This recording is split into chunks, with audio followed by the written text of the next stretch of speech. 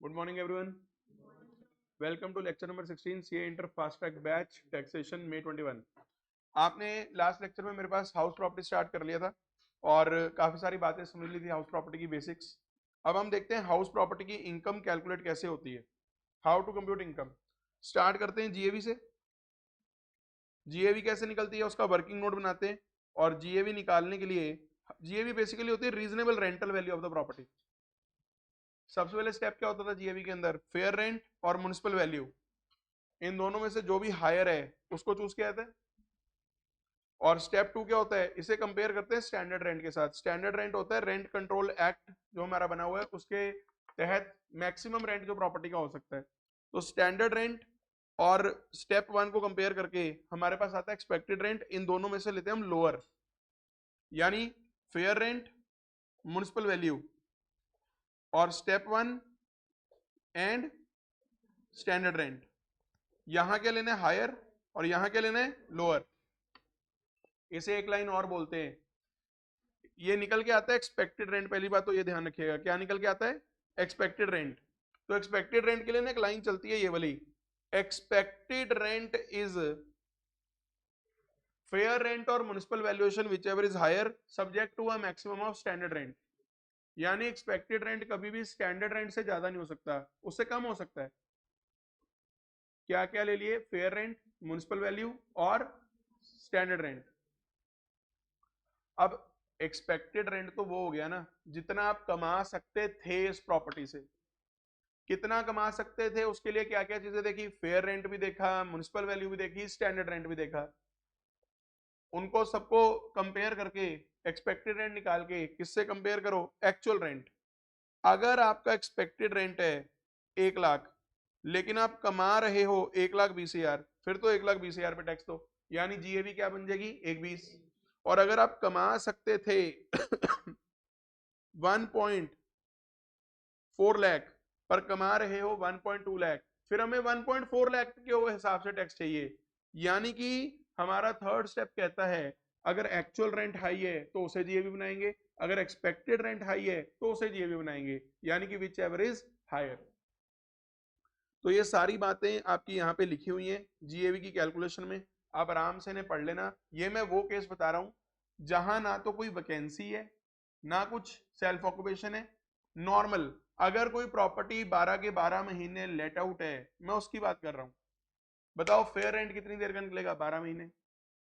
Standard rent, municipal value, actual rent, सब कुछ 12 महीने का है, यहां कोई प्रॉब्लम नहीं आएगी। चलो बाकी जहां प्रॉब्लम आएगी वो आगे डिस्कस करते हैं। पहले जीएवी निकल आएगी, जीएवी में से माइनस करा करेंगे क्या, municipal taxes paid. Paid basis मतलब कि पेमेंट बेसिस पे अलाउड है सिर्फ। अगर कोई म्युनिसिपल टैक्स ड्यू हुए पर पे नहीं हुए वो अलाउ नहीं होते। बताओ अगर 5 साल के म्युनिसिपल टैक्स इकट्ठे पे कर दिए, क्या 5 साल के इकट्ठे पे हो जाएंगे, अलाउ हो जाएंगे, यस। और पे कौन करेगा, ओनर। बताओ मेरे इस चैप्टर में, जैसे सैलरी चैप्टर में मेन आदमी कौन था, एम्प्लॉई। हाउस प्रॉपर्टी चैप्टर में कौन है, ओनर या टेनेंट, ओनर। ओनर या लैंडलॉर्ड, दोनों सेम है। ओनर भी वही है प्रॉपर्टी का और लैंडलॉर्ड भी वही है, हाँ कि ना। टेनेंट पे करेगा म्युनिसिपल टैक्स, क्या उसकी डिडक्शन यहां मिलेगी, नो।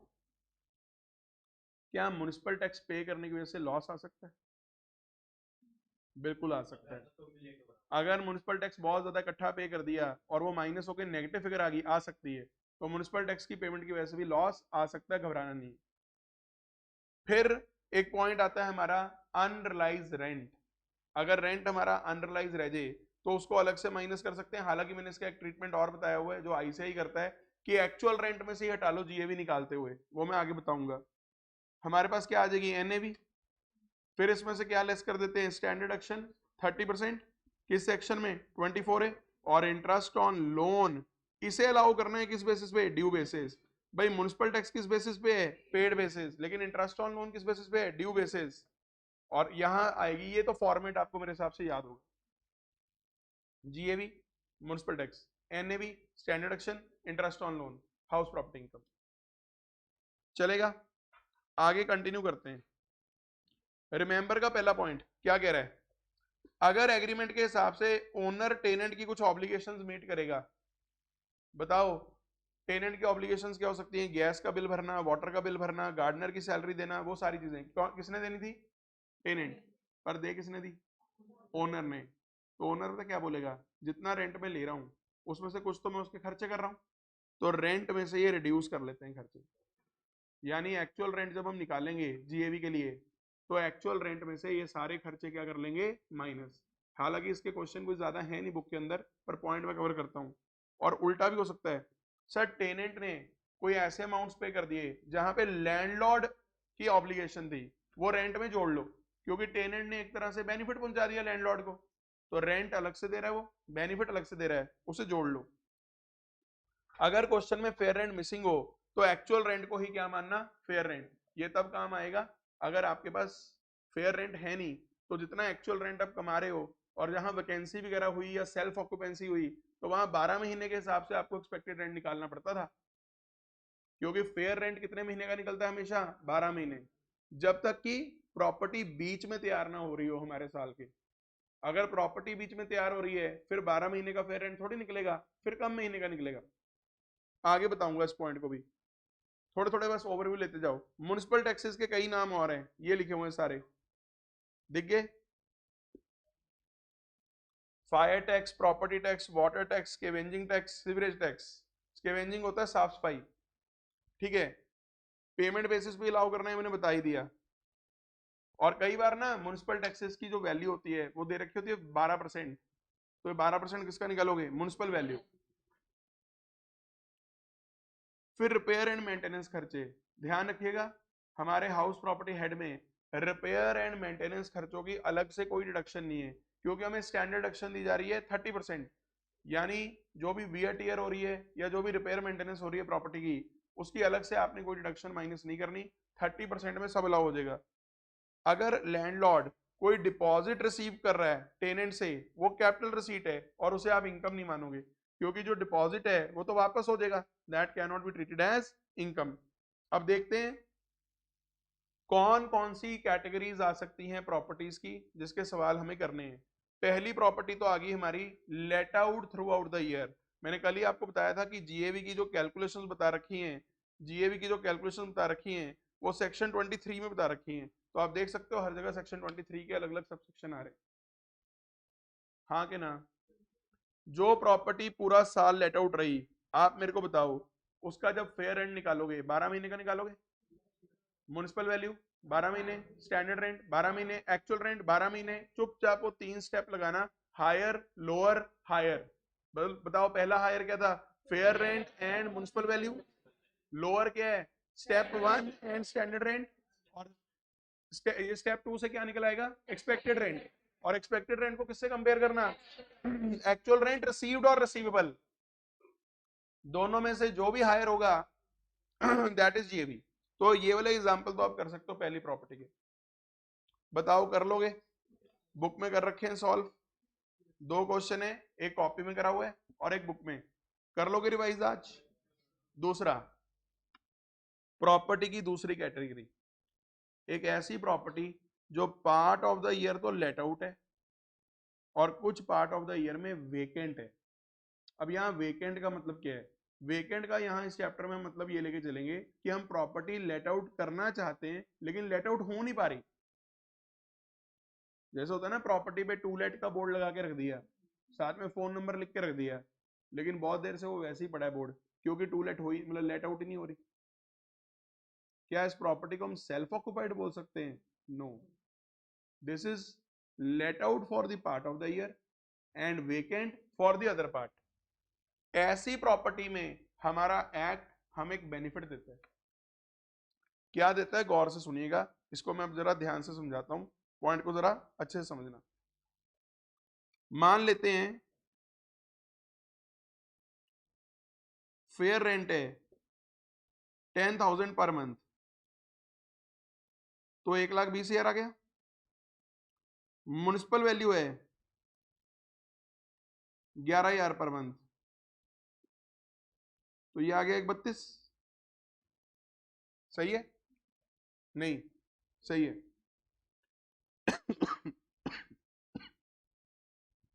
ये स्टेप 1 था।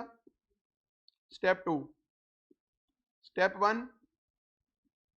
132, हाँ के ना, और स्टैंडर्ड रेंट मान लेते हैं स्टैंडर्ड रेंट है 9,000 रुपये महीना।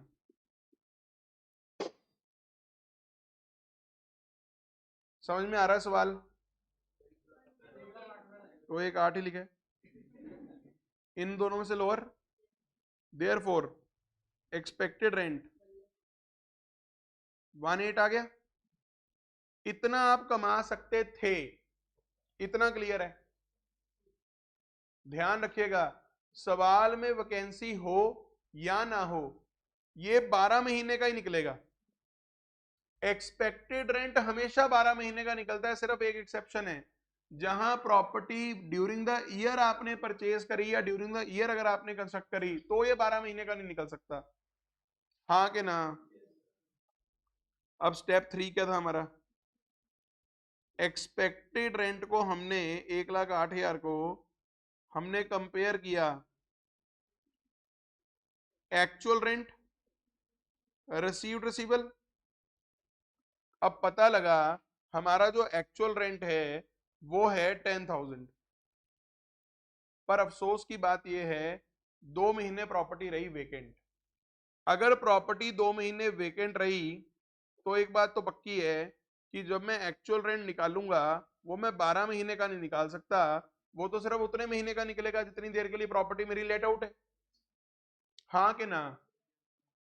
अब मेरे को ये बताओ, ये एक्सपेक्टेड रेंट हमने कितने महीने का निकाला हुआ है? 12 महीने। ये कितने महीने का है? 10 महीने। हम नॉर्मली तो क्या बोलते हैं, इनमें से हायर जीएवी बना लो, लेकिन वैकेंसी वाले केस में हमारा एक्ट क्या बोलता है? आप एक चीज चेक करो,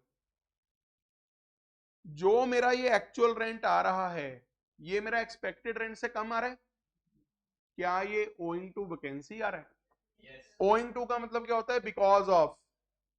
यानी अगर वैकेंसी ना होती, अगर वैकेंसी ना होती तो क्या मेरा एक्चुअल रेंट एक्सपेक्टेड रेंट से क्रॉस कर जाता या एक्सपेक्टेड रेंट के बराबर आ जाता?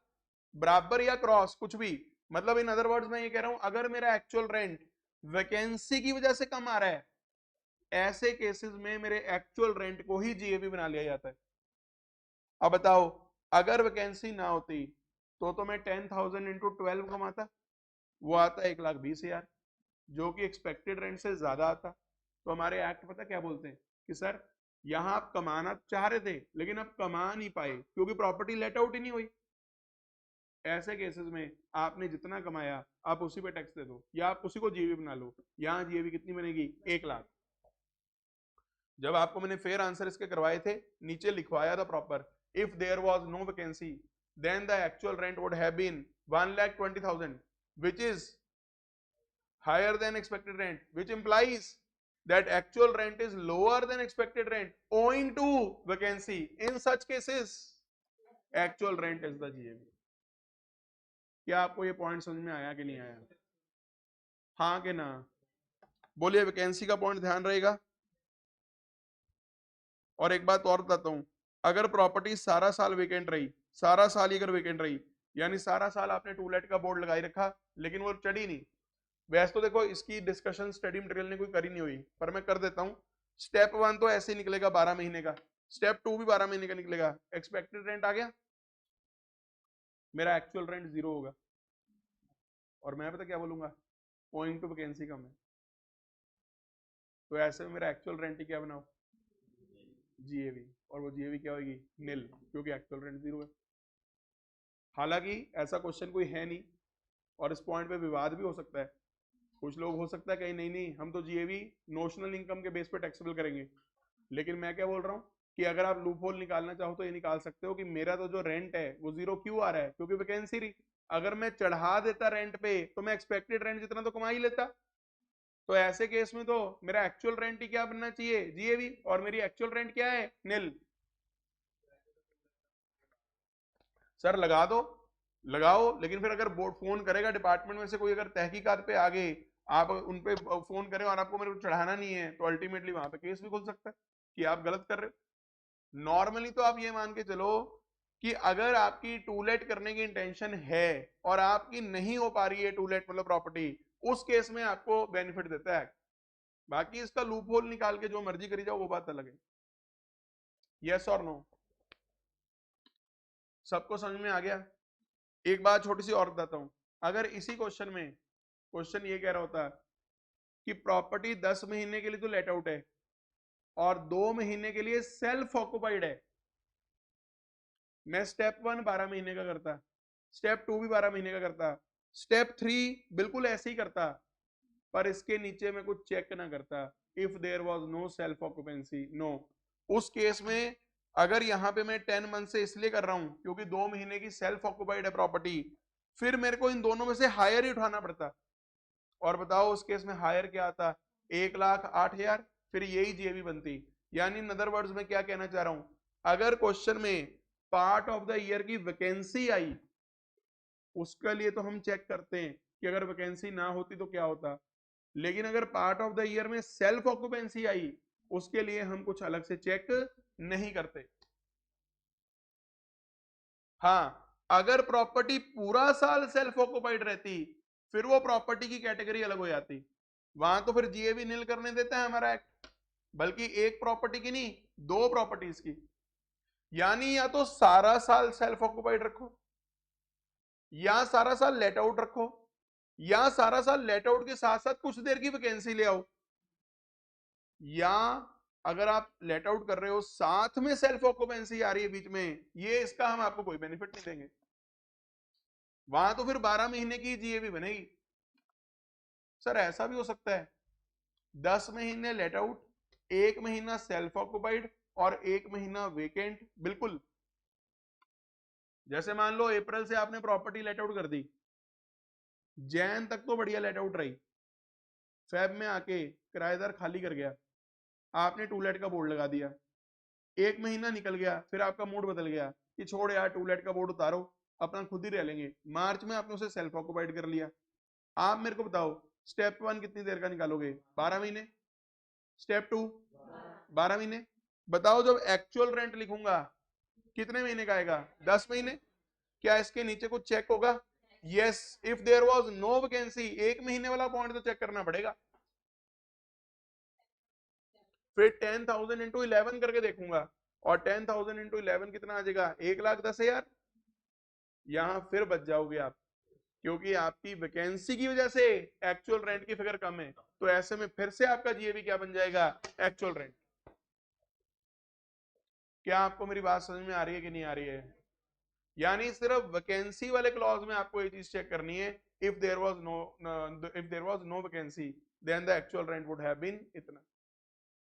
अगर आपको मेरी ये बातें समझ में आई हूं तो आज आप घर जाके क्या क्या ट्राई कर सकते हो, कैटेगरी नंबर 2 हाउस प्रॉपर्टी की पूरी, part of the year vacant and part of the year let out, या vacant throughout the year, और इसके अगला प्रॉपर्टी भी आपकी कवर होगी, let out for the part of the year, self occupied for the other part, may और may not be vacant, vacancy साथ में आ भी सकती है नहीं भी आ सकती है। क्या आपको मेरी बात समझ में आती है, हाँ कि ना? ये कर लोगे ट्राई सारा। इससे अगला टॉपिक हमारे पास जो आता है हाउस प्रॉपर्टी हेड में, वो आता है अनरियलाइज रेंट। अगर कोई रेंट आपका इरिकवरेबल हो जाए, वो अनरियलाइज्ड है, हाँ कि ना? हमारा जो इनकम टैक्स का रिटर्न फॉर्म है उसका ट्रीटमेंट अलग है, और हमारे जो आईसीआई का ट्रीटमेंट वो थोड़ा अलग है। हम आईसीआई का ट्रीटमेंट करके चलेंगे। आईसीआई क्या करता है सुनिए, जब स्टेप 3 निकालते हैं ना हम जीएबी का, एक्चुअल रेंट रिसीव्ड और रिसीवल, वहीं से क्या लेस कर लेता है, अनरियलाइज्ड रेंट। मतलब मजेदार क्वेश्चन, 12 महीने में से 9 महीना लेट आउट, या ऐसे करो 9 महीना लेट आउट चलो, 1 महीना सेल्फ ऑक्युपाइड, 1 महीना वेकेंट, और 1 महीने का अनरियलाइज्ड रेंट। एक तरह से फिर 10 महीने लेट आउट होगी, आप ये कह लो कि 10 महीने लेट आउट होगी प्रॉपर्टी, 1 महीना सेल्फ ऑक्युपाइड भी रही, 1 महीना वेकेंट भी रही, और 1 महीना कर अनरियलाइज्ड रेंट भी रहा। ये भी हो सकता है। अब पहले मेरे को ये बताओ, अगर ये सब कुछ इकट्ठा आ जाए, ये एक्सट्रीम है, ये एक्सट्रीम है, इससे ज्यादा नहीं आ सकता कुछ क्वेश्चन में। मेरे को बताओ स्टेप 1 और स्टेप 2 कितने महीने का करोगे? 12 महीने का ही करोगे। सिर्फ एक केस बताया है जहां स्टेप 1 और 2 12 महीने से कम हो सकता है, अगर प्रॉपर्टी का परचेज या कंस्ट्रक्शन ही बीच में हो रहा है साल के। हाँ कि ना? बताओ जब मैं स्टेप 3 निकालूंगा उसमें एक्चुअल रेंट लिखूंगा तो मैं मल्टीप्लाई कितने महीने से करूंगा? 9 मंथ्स। क्योंकि चलो आप ऐसे कर लो कि 10,000 का अगर रेंट है तो 10,000 इंटू 10 कर लो, पहले माइनस कर लो, फिर 10,000 इंटू 1 ऐसे कर लो। देखो इंटू 10 क्यों करा है? क्योंकि वैकेंसी और सेल्फ ऑक्युपाइड वो तो एक एक महीना हटा दिया, और जितना मेरा रेंट बन रहा है उसमें से अनरिलाइज रेंट मैंने माइनस कर दिया। हाँ कि ना? अब एक बात और ध्यान रखना, 10,000 इंटू 10 माइनस 10,000 इंटू 1, ये फिगर आ गई। इसे एक्सपेक्टेड रेंट से सीधा कंपेयर ना करना। If there was no vacancy वो भी चेक कर लेना, क्योंकि अगर क्वेश्चन में वैकेंसी भी है फिर वो भी चेक करनी पड़ेगी। हाँ अगर क्वेश्चन में वैकेंसी होती ना, मान लो, फिर तो सीधा जो फिगर आई ना आपकी स्टेप 3 की एक्चुअल रेंट की, उसे सीधा एक्सपेक्टेड रेंट से कंपेयर करके विच एवर इज हायर। और एक बात और बताता हूँ छोटी सी, यहाँ पे गौर से सुनना, मैं एक फिगर्स अपनी तरफ से लिख लेता हूँ यहाँ। मान लो हमारा एक्सपेक्टेड रेंट आ रहा है सपोज 10,000 इंटू 12, अलग फिगर ले रहा हूँ, पुरानी फिगर छोड़ दो। मान लो 1,20,000 का एक्सपेक्टेड रेंट आ रहा है, मान लो, वो तो कर लोगे ना ऊपर से। एक्चुअल रेंट मान लेते हैं, एक्चुअल रेंट मेरा आ रहा है 11,000 इंटू 10 माइनस 11,000 इंटू 1 महीने का अंडरलाइज रेंट है, ये मेरा अंडरलाइज रेंट है। ठीक है, कितना आ गया? 99,000। क्वेश्चन समझ में आ रहा है? अब सुनिए ध्यान से, अगर तो क्वेश्चन में वैकेंसी ना हो फिर तो मैं दोनों में से हायर चूज कर लूंगा। एक बात बताऊं, ऐसे केसेस में असेसी रगड़ा जाएगा। क्यों रगड़ा जाएगा? क्योंकि हायर क्लॉज ये चूज हो गया। अगर आप नोटिस करो, जीएवी 1,20,000 की बन गई, इस 1,20,000 में से उसे अंडरलाइज रेंट की तो डिडक्शन ही नहीं मिली। तो हमारे आईसीआई का जो ट्रीटमेंट चल रहा है उसमें सबसे बड़ी प्रॉब्लम ये चल रही है कि अगर तो ये लास्ट स्टेप में जाके ये वाला क्लॉज जीएवी बना फिर तो उसे अंडरलाइज रेंट का बेनिफिट हुआ, वरना अगर आप नोटिस करोगे, अगर जीएवी मेरी एक्सपेक्टेड रेंट ही बन गई, उस एक्सपेक्टेड रेंट में से तो मेरा अंडरलाइज रेंट की फिगर माइनस ही नहीं हुई। सर ये तो ब्लंडर है। आईसीआई में है ऐसे एक दो क्वेश्चन जिसके अंदर ऊपर का पॉइंट चूज हो रहा है जीएवी का और वो कर रहे हैं उसी तरह। इसीलिए मैंने आपको कहा कि इनकम टैक्स रिटर्न फॉर्म इसका अलग ट्रीटमेंट करवाती है। रिटर्न में पता क्या होता है, आप जीएवी अंडरलाइज रेंट को इग्नोर करके निकालते हो पहले, और दोनों में से जो भी जीएवी बनती हैं उसमें से अलग से माइनस करते हो अंडरलाइज रेंट, ताकि हमेशा माइनस हो। लॉजिकली वो सही है जो मैं आपको बता रहा हूं, पर हम करेंगे आईसीआई के हिसाब से। क्या आपको मेरी बात समझ में आ रही है कि नहीं आ रही है? अच्छा एक चीज और, अभी तो मैंने कहा वैकेंसी नहीं है क्वेश्चन में, अगर वैकेंसी होती तो मैं एक चीज क्या चेक करता कि if there was no vacancy, फिर मेरा क्या बनता, ये 110 एक महीने की वैकेंसी, 11,000 जोड़ लिया, अभी भी बचा रहा है तो कम आ रहा है, अभी भी मेरी जीएवी क्या बनेगी? एक्सपेक्टेड रेंट, क्योंकि वैकेंसी हटा के भी देख ली तो भी मैं एक्सपेक्टेड रेंट के बराबर नहीं पहुंच पाया, यहां फिर बेचारा रगड़ा गया एसएससी। बस आपको इतनी बात ध्यान रखनी है कि अगर अनरिलाइज रेंट आप एक्चुअल रेंट में से माइनस कर लेते हो, कर आईसीआई वैसे रहा है, लेकिन अगर एक्चुअल रेंट आपका चूज नहीं ना हो रहा अगर जीएवी में, तो देखा जाए प्रैक्टिकली असेसी को अनरिलाइज रेंट का बेनिफिट मिल ही नहीं रहा। पर क्या इसका कोई नोट लिख के आने की जरूरत है आपको पेपर में? नो, क्योंकि स्टडी मटेरियल में जो क्वेश्चन करे हुए हैं वो ऐसे ही करे हुए हैं। ये मैं आपको एक्सट्रीम केस बता रहा हूं जिसमें वैकेंसी भी आ गई, सेल्फ ऑक्युपाइड भी आ गया और अंडरलाइज रेंट भी आ गया। हाँ कि ना?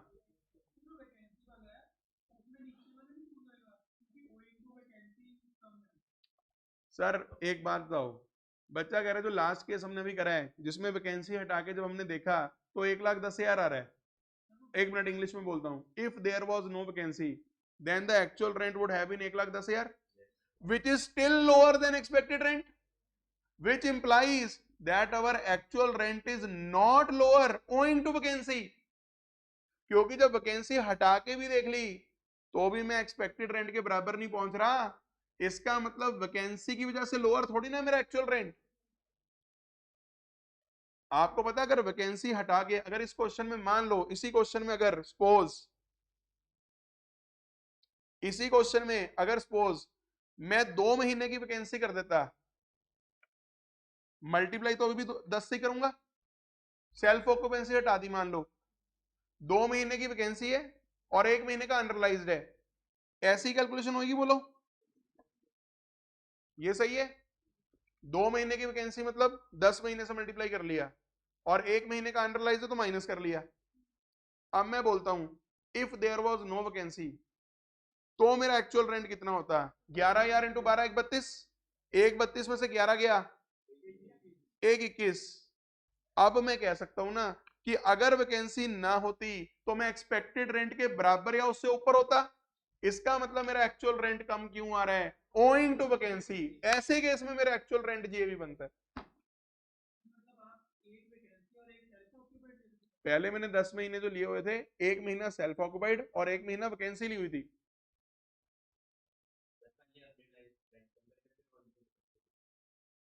हाँ पहले देखो, वैकेंसी सेल्फ ऑक्युपाइड ये दो हटा के तो पहले आप मल्टीप्लाई कर लो अगर दोनों चीजें हैं, फिर अंडरलाइज रेंट भी लेस कर लो, फिर मैं कह रहा हूं सिर्फ एक चीज जोड़ के देखो बस, वैकेंसी। इतनी सी बात कह रहा हूं। क्या आपको मेरी बात समझ में आई कि नहीं आई? आप घर जाके ना स्टडी मटेरियल में इसके क्वेश्चन है, एक राजा लक्ष्मी करके है क्वेश्चन, मैं आपको ना बताई स्टडी मटेरियल से आप ढूंढ लेना, मैं आपको बता देता हूँ, मेरे एंड में रखे हुए हैं क्वेश्चंस। 2 मिनट, ये सारे क्वेश्चन है एंड में रखे हुए मैंने चैप्टर के। आईसीआई स्टडी मटेरियल इलस्ट्रेशंस करके हेडिंग बनाई होगी, ये वाले क्वेश्चंस हैं देखो। एग्जाम्पल नंबर 33, ये अनिरुद्ध वाला क्वेश्चन है, जिनके पास मेरे नोट्स नहीं है स्टडी मटेरियल से कर लो, अनिरुद्ध सर्च करके, इसमें अंडरलाइज रेंट वगैरह सब कुछ है, ठीक है। फिर ये जो गणेश वाला क्वेश्चन है, इसके अंदर भी अंडरलाइज रेंट वाला पॉइंट है। अभी अंडरलाइज रेंट की मैंने रूल 4 वाली कंडीशंस बतानी है आपको क्या है। फिर आगे ये जो क्वेश्चन है इसके बाद ये नहीं, ये वाला क्वेश्चन राजलक्ष्मी वाला, इसमें भी है ये सारा, अंडरलाइज वैकेंसी भी है, ठीक है, और अंडरलाइज रेंट भी है। सुन रहे हो? ये विकास वाले क्वेश्चन में नहीं, ये रहने दो, इतने तो करो, समझ रहे हो क्या बोल रहा हूं? कौन कौन से हो गए? अनिरुद्ध, गणेश, राजलक्ष्मी, इन तीनों क्वेश्चंस में वैकेंसी भी है, अंडरलाइज रेंट भी है, सेल्फ ऑक्यूपेंसी भी, इस तरह के सवाल हैं। कर लोगे ट्राई? ठीक है, आइए वापस।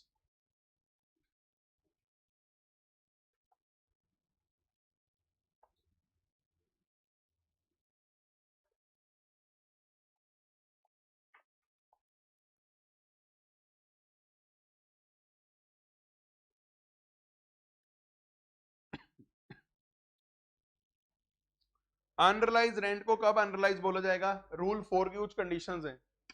पहली कंडीशन है, असेसी ने सारे लीगल स्टेप ले लेने के अपना घर वेकेट कराओ, घर मतलब हाउस प्रॉपर्टी, और सिर्फ वो नहीं जिसका वो रेंट नहीं दे रहा आपको, अगर उसी टेनेंट को आपने कोई और प्रॉपर्टी भी दे रखी है वो भी खाली कराओ, क्योंकि कल को वो अंडरलाइज होगा। हाँ कि ना? इंक्लूडिंग एनी अदर प्रॉपर्टी, दिखा कि नहीं दिखा? टेनेंसी के जो क्लॉज है वो सारे बोनाफाइड होने चाहिए, यानी आपका एग्रीमेंट इलीगल नहीं होना चाहिए। और तीसरा, असेसी ने लीगल प्रोसीडिंग स्टार्ट कर दी हो रिकवरी के लिए, और अगर नहीं स्टार्ट करे तो आपको ये कन्विंस करना पड़ेगा असेसिंग ऑफिसर को क्यों नहीं करे। जैसे अगर मान लो टेनेंट इंसॉल्वेंट हो गया तो उस केस में कोई लीगल प्रोसीडिंग करने का फायदा नहीं है। तो जब तक ये शर्तें पूरी नहीं हो रही तब तक आप रेंट को क्या नहीं मान सकते? अनरिलाइज। पेपर में क्वेश्चन साइलेंट हो तो हम मान के चलते हैं ये कंडीशंस पूरी होगी होंगी, यस और नो। एग्जांपल ए ट्राई कर लेना। आगे कॉम्पोजिट रेंट का टॉपिक है। कॉम्पोजिट रेंट में क्या होता है भाई? प्रॉपर्टी के साथ में कुछ फैसिलिटीज भी दी गई हैं, जैसे पेइंग गेस्ट होता है, कल मैंने बताया था कि रहना पीना खाना सब बीच में ही है, तो उसमें ना वो कॉम्पोजिट रेट का केस बनता है, कॉम्पोजिट रेंट का इनसेपरेबल वाला केस बनता है, क्योंकि वो आपसे 7,000 रुपये महीना लेते हैं, चाय पानी नाश्ता खाना डिनर और सब कुछ जो भी हो सकता है, वो सारी चीजें बीच में ही आ जाती हैं और आप उन्हें अलग अलग कर नहीं पाते। तो ऐसे में सामने वाले की सारी इनकम किसमें जाती है, या तो अदर सोर्सेज या पीजीबीपी। अगर ऑर्डिनरी बिजनेस है तो पीजीबीपी, अन्यथा अदर सोर्सेज। और अगर कॉम्पोजिट रेंट में सेपरेबल वाला केस आ जाए, यानी प्रॉपर्टी का रेंट अलग लिया जा रहा है, साथ में वो कह रहे हैं टिफिन सर्विस देंगे तो उसके अलग पैसे होंगे, जनरेटर देंगे तो अलग पैसे होंगे, एसी देंगे तो अलग पैसे होंगे, तो प्रॉपर्टी का रेंट कहां ले जाओ, हाउस प्रॉपर्टी, और फैसिलिटीज का कहां ले जाओ, अदर सोर्सेज और PGBP, as the case may be. ये एग्जांपल आज आप ट्राई कर लेना, हो जाएगा। एनएवी बताओ, एनएवी कैसे निकले थी, GAV minus municipal taxes paid by the owner, क्या निकला ये एनएवी। अनरियलाइज रेंट तो मैंने जीएवी निकालते हुए ही ट्रीट कर ली। अब एनएवी में से मिलती हैं दो डिडक्शंस, एक तो मिलती है 30%, इस 30% डिडक्शन का बहुत बड़ा एक रोल ये होएगा कि अगर आप 30% जब अलाउ कर देते हो तो क्वेश्चन में कोई भी नाम से खर्चे आ जाए, repair, white washing, maintenance, fire insurance, premium, ground rent, land revenue, कुछ भी आपने अलग से अलाउ नहीं करना हाउस प्रॉपर्टी हेड में, क्योंकि आपने सीधा क्या अलाउ कर दी है, 30% स्टैंडर्ड एक्शन। यस और नो, क्या आपको मेरी बात समझ में आ रही है? और दूसरी चीज यहाँ पे हम सिखाते थे इंटरेस्ट ऑन लोन, आपको याद आ रहा होगा। अब इंटरेस्ट ऑन लोन फटाफट से एक बार रिवाइज करवाता हूं। अगर ये मेरी एक टाइमलाइन है, ठीक है, एक डेट आपको दी होती थी क्वेश्चन में, लोन बोरोड, अगर लोन बोरो करा है 1 जुलाई 2015, सपोज यहां आपने लोन बोरो करा, सर लोन बोरो क्यों करा था, for construction of a property, ठीक है, और ये मेरा ईयर है 1/4/20, 31 मार्च 21, क्योंकि मेरा प्रीवियस ईयर 2021 है, प्रीवियस ईयर कौन सा है, 2021। आपने वैसे 1920 पढ़ा होगा, पर अब आना कौन सा पेपर में, 2021, ठीक है। और मेरी जो प्रॉपर्टी है, मान लेते हैं मेरी जो प्रॉपर्टी है वो कंप्लीट होगी 1 मई 2018 को,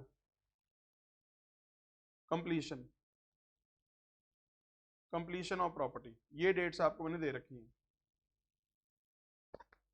अब इसमें सीखना ये होता था कि लोन तो आपका चल ही रहा है, लंबा लोन है 15 साल 20 साल का, हम लोन का जो इंटरेस्ट है वो अलाउ करते हैं सेक्शन नंबर 24B में, इस सेक्शन में हम अलाउ करते हैं हाउस प्रॉपर्टी हेड में, GAV minus municipal tax, NAV, NAV minus standard action minus interest, हाँ कि ना।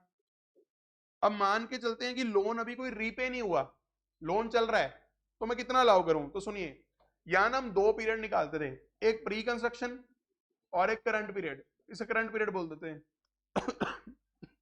सुनिएगा ध्यान से, जिस ईयर में प्रॉपर्टी कंप्लीट होती है उससे जो पीछे वाला 31 मार्च होता है वहां तक का पीरियड कहलाता है प्री कंस्ट्रक्शन पीरियड।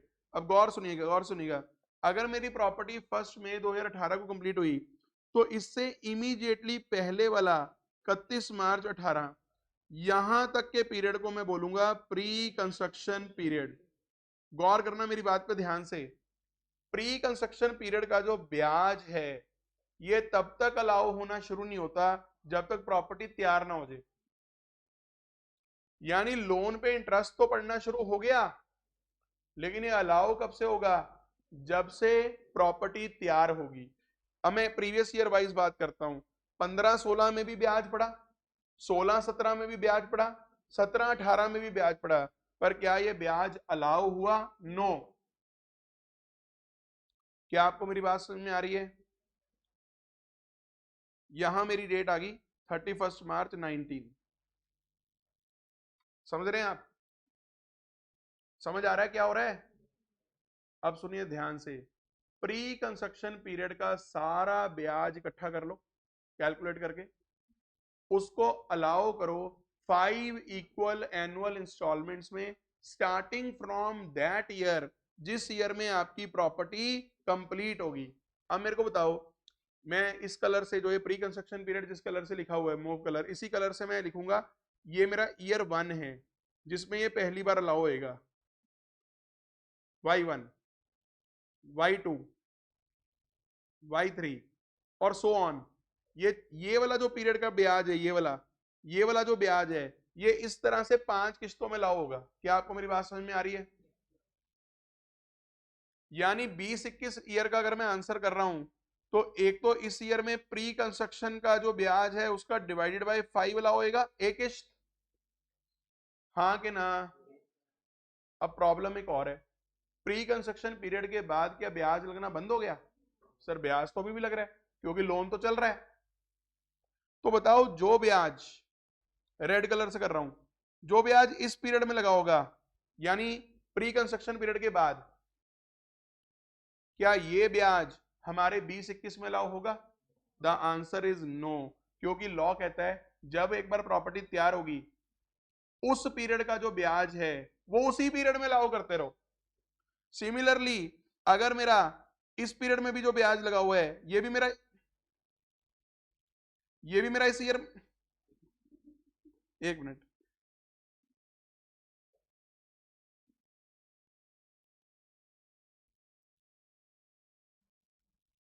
ये भी क्या हो गया इसको, कोई नाराजगी होगी क्या?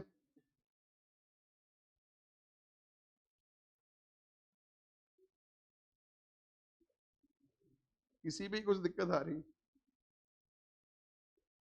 अब ठीक है, ये भी मेरा यही अलाउ हो गया होगा, हाँ कि ना?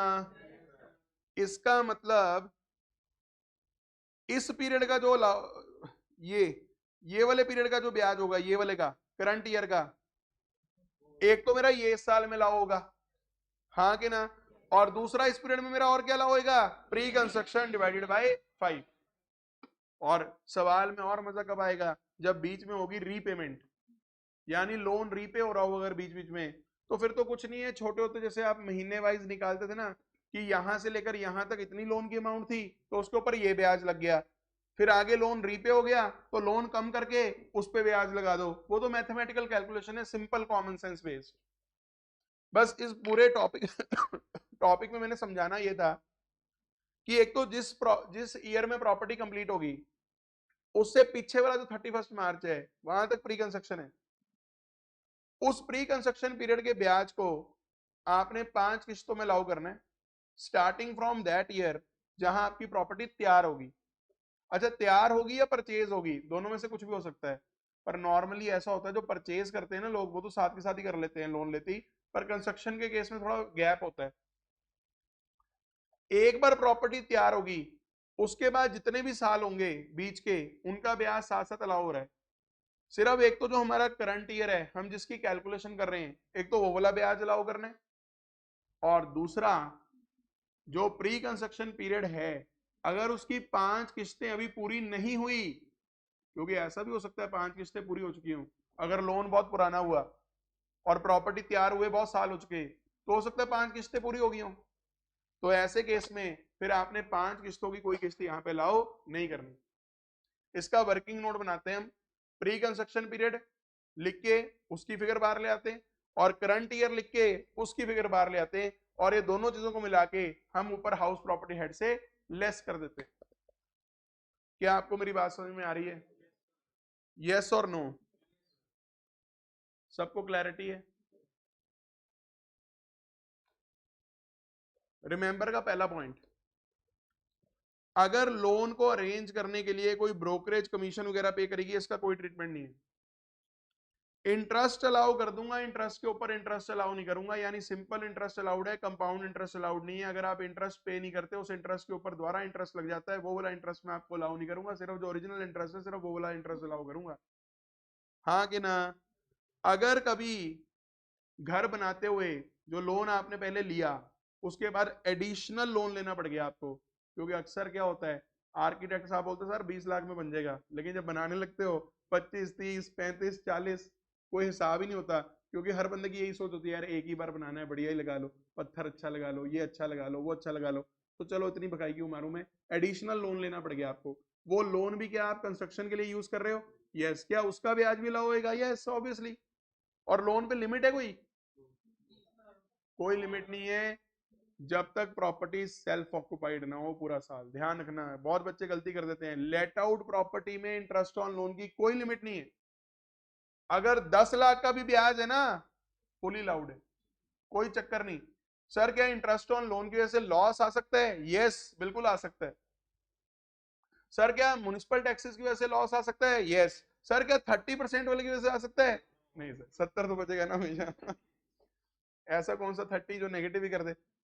हाँ कि ना? समझ आ रही है मेरी बात? और अगर सर कोई आप फ्रेश लोन ले लो अपने पुराने लोन को रीपे करने के लिए, अगर कोई फ्रेश लोन ले लो पुराने लोन को रीपे करने के लिए, कई बार क्या होता है जो नया लोन होता है ना उसका रेट ऑफ इंटरेस्ट हमें सस्ता मिल जाता है। तो जब तक तो पुराना लोन था वहां तक का इंटरेस्ट बोला ले लो, जब नया लोन आ गया तो आगे उसकी इंटरेस्ट की कैलकुलेशन कर लो, कोई दिक्कत नहीं है, तो सारी कैलकुलेशंस है। हाँ कि ना? कर लोगे? पक्का? आगे सुनो, अगली कैटेगरी प्रॉपर्टी की है दो हाउस प्रॉपर्टीज जिनको सारा साल आपने सेल्फ ऑक्युपाइड रखा। एक्ट में पहले सिर्फ एक प्रॉपर्टी सेल्फ ऑक्युपाइड अलाउड होती थी, लेकिन अभी 2 साल पहले से क्या कर दिया कि अगर दो घर आपके हैं जिन्हें आपने पूरा साल पूरा साल पूरा साल पूरा साल, अगर आपने 10 दिन के लिए भी प्रॉपर्टी को सेल्फ मतलब अगर आपने लेट आउट कर दिया फिर वो पूरा साल सेल्फ ऑक्युपाइड नहीं हो सकती। ये वाला बेनिफिट तभी मिल सकता है आपको अगर self occupied through out the year है। सर क्या बेनिफिट है ये बताओ? इस प्रॉपर्टी की जीएबी नील हो जाएगी, इसकी भी और इसकी सखी संबंधी की भी, क्योंकि एक और प्रॉपर्टी सेल्फ ऑक्युपाइड आप बता सकते हो, दो बता सकते हो, तो दो प्रॉपर्टीज की जीएबी क्या हो जाएगी? नील। पर म्युनिसिपल टैक्स अलाउ नहीं करने देंगे। सोचो अगर किसी बंदे की प्रॉपर्टी पड़ी हो ना, वो टू लेट लगा के रख दे जो हम बात कर रहे थे, क्योंकि वहां तो जीएबी भी नील हो जाती है और म्युनिसिपल टैक्स भी अलाउ हो जाते हैं क्योंकि प्रॉपर्टी लेट आउट वाली श्रेणी में आ जाती है, लेकिन उसमें थोड़ा पंगा रहता है। तो बेटर यही है कि आप नॉर्मल सेल्फ ऑक्युपाइड दिखाओ और दोनों का जीएबी क्या कराओ? नील। म्युनिसिपल टैक्स नहीं अलाउ करेंगे, 24A भी अलाउ नहीं करेंगे। और यहां पहली बार आके आपकी इंटरेस्ट की लिमिट लगी 24B की। 24B में किसकी लिमिट है, किसकी डिडक्शन है? Interest on loan. अब मेरी बात ध्यान सुनना, क्या सेल्फ ऑक्युपाइड हाउस में भी ऐसा आ सकता है प्री कंस्ट्रक्शन पीरियड? बिल्कुल आ सकता है भाई। सेल्फ ऑक्युपाइड हाउस भी तो आपने कभी ना कभी बनाया होगा, कैलकुलेशन ऑफ इंटरेस्ट बिल्कुल वैसी होगी, प्री कंस्ट्रक्शन करंट पीरियड बिल्कुल वैसी होगा। लेकिन जब प्रॉपर्टी आपकी सेल्फ ऑक्युपाइड होती है तो मैक्सिमम इंटरेस्ट जो आप अलाउ करवा सकते हो इस हेड में वो 30,000 है। हालांकि कुछ कंडीशंस अगर आप पूरी कर लेते हो ये 30,000 का 2 लाख हो जाता है। पर पहले मेरा आपसे सवाल, ये जो 30,000 की लिमिट है ये प्री कंस्ट्रक्शन पीरियड के ब्याज पे या करंट पीरियड के? दोनों के। ध्यान रखना, एक साल में आप 30,000 से ज्यादा की डिडक्शन नहीं ले सकते हो।